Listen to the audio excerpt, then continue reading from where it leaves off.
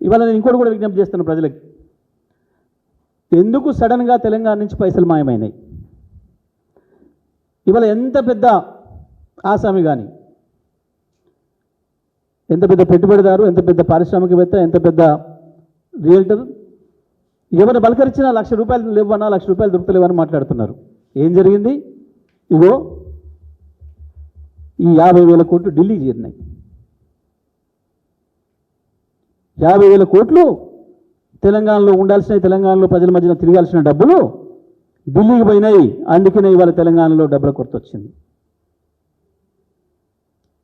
ప్రజలు డబ్బుల కొరకు ఇబ్బంది పడుతున్న ప్రజలందరూ కూడా అర్థం చేసుకోవాల్సిన విషయం ఇది.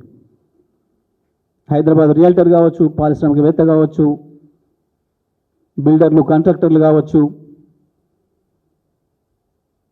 గ్రామీణ ప్రాంతంలో ఉండే రైతులు, కూలీలతో సహా, చిన్న వ్యాపారస్తులతో సహా ప్రతి ఒక్కరు అర్థం చేసుకోవాల్సిన విషయం, తెలంగాణ బిడ్డల సొమ్ము, తెలంగాణ ప్రజల రక్తమాంసాలతో సంపాదించిన సొమ్ము, మన పేరు మీద అప్పు తెచ్చిన సొమ్ము 50,000 కోట్లు ఇప్పటికే ఢిల్లీకి చెల్లించి వచ్చారు.